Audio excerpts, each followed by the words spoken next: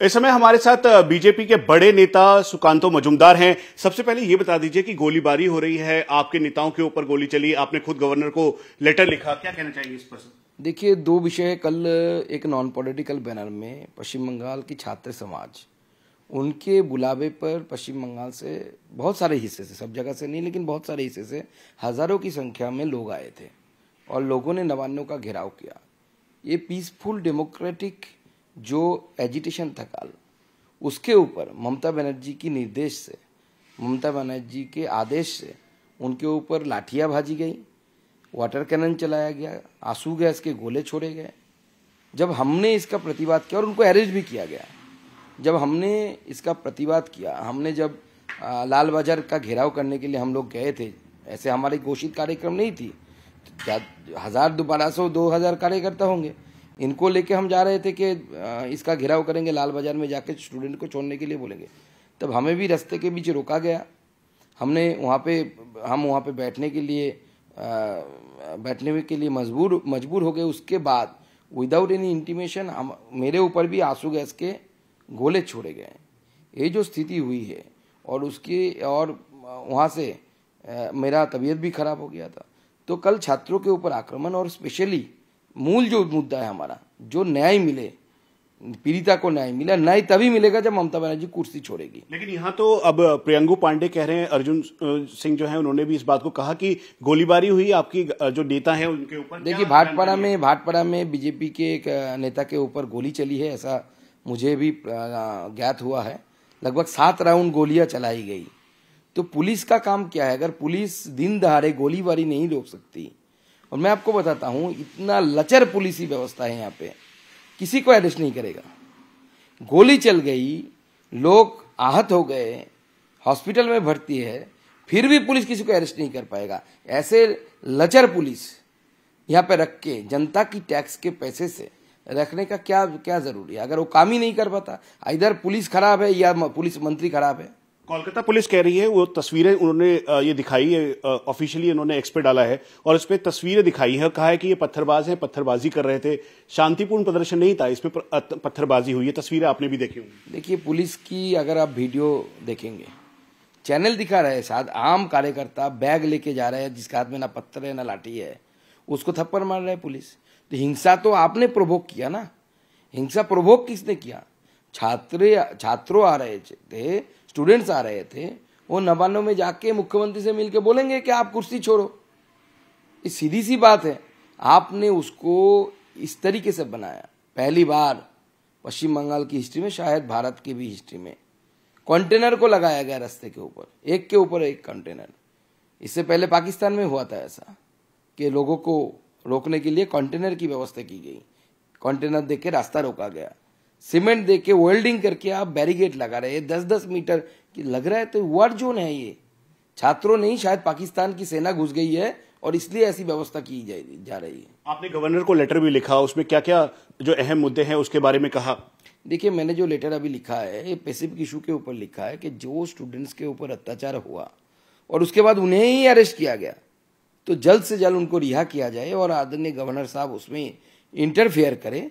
ये बहुत जरूरी है, नहीं तो बंगाल में डेमोक्रेसी नाम की कोई चीज नहीं बचेगी। टीएमसी का कहना है कि शांतिपूर्ण प्रदर्शन नहीं था, अराजकता फैलाई गई, पत्थर मारा गया, पत्थरबाजी हुई। पीड़िता के इंसाफ के लिए गुहार करना या फिर प्रदर्शन करना ठीक था, लेकिन इस तरह से अराजकता फैलाना ठीक नहीं था। देखिए, अराजकता तब फैलती है जब शासन इस तरीके के कंडीशन को ठीक तरीके से हैंडल नहीं कर पाती। शासन ने पहले प्रोवोक किया, तब जाके स्टूडेंट्स, उसमें से कुछ स्टूडेंट्स, इधर कुछ नहीं हुआ, 2 जगह से जुलूस जा रहा था। एक मार्च कर रहे थे स्टूडेंट्स, एक कॉलेज स्ट्रीट से, दूसरा सातरागाछी में ये हुआ। उसमें बाहर के लोग भी थे, उसका भी वीडियो फुटेज है कि तृणमूल ने अपने गुंडे घुसाए थे। तृणमूल का आज स्टूडेंट्स लोगों का यहाँ पे सम्मेलन है। 4 दिन पहले उत्तर बंगाल से मेरे पास प्रूफ है, वीडियो है, फोटो है, क्या चाहिए आपको मैं दे दूंगा। 4 दिन पहले वहां से स्टूडेंट्स लोगों को यहाँ पे लाया गया। क्यों? आज है उनका समावेश, आज है उनका मिचिल और जो भी बोलिए उसका कार्यक्रम। लेकिन 3 दिन पहले उत्तर बंगाल से स्टूडेंट्स को लिया आएगा, वो भी स्कूल के स्टूडेंट्स जो वोटर्स भी नहीं है, उनको यहाँ पे लाया जा रहा है। पुलिस ने समय रहते हुए काम नहीं किया, या फिर अगर वो पहले ही कर लेती तो इस तरीके के हालात ना बनते? देखिए, जिस तरीके से पुलिस ने मिस हैंडल की, और ये जो आरजीकर की घटना है, इस आरजीकर की घटना को लोगों को बचाने की कोशिश की, जो असल में दोषी है उनको बचाने की कोशिश ये पुलिस के द्वारा हुई है। बार बार प्रूफ हो रहा है, स्टिंग ऑपरेशन भी प्रूफ हो गया। ये पुलिस और ममता बनर्जी के इशारे के बिना ये नहीं हो सकती। ममता बनर्जी के इशारे के वजह से किया गया था, इसको आत्महत्या दिखाने की कोशिश की गई थी, और इसके लिए हम मांग करते हैं कि ममता बनर्जी को अपना कुर्सी छोड़ना पड़ेगा। टीएमसी कह रही है कि प्रदर्शनकारी नहीं थे, बल्कि बीजेपी के कार्यकर्ता थे और बीजेपी का काडर था जो कि आके हिंसक हो रहा था। देखिए, बीजेपी के कार्यकर्ता नहीं है ये लोग, बीजेपी के कोई प्रमुख नेता ही सामने नहीं थे, कोई प्रमुख नेता सामने नहीं था। बीजेपी तो कितने सारे नेता है, जिला स्तर के कितने सारे नेता है, कहाँ थे वो सब नेता? अरे बीजेपी अगर उतरती तो इससे भी भयंकर स्थिति होती। बीजेपी उतरी नहीं है, और इसीलिए तृणमूल कांग्रेस, ये जो अपॉलिटिकल कोई भी पार्टी का फ्लैग नहीं था, ऐसे आंदोलन जो नेशनल फ्लैग लेके कर रहे थे लोग, इसके ऊपर तृणमूल ने जिस तरीके से दमन पीड़न किया, इसी की एवज में भारतीय जनता पार्टी ने आज 12 घंटा स्ट्राइक की आह्वान किया है, और लोग स्वतःस्फूर्त होकर अपने आप से स्वप्रणोदित होकर इसमें पार्टिसिपेट कर कह रहे हैं कि दरवाजे बंद करवाए जा रहे हैं, गेट बंद करवाए जा रहे हैं, डोर, साथ में दुकानें बंद करवाई जा रही है, रेल रोकी जा रही है। ये गलत है बिल्कुल।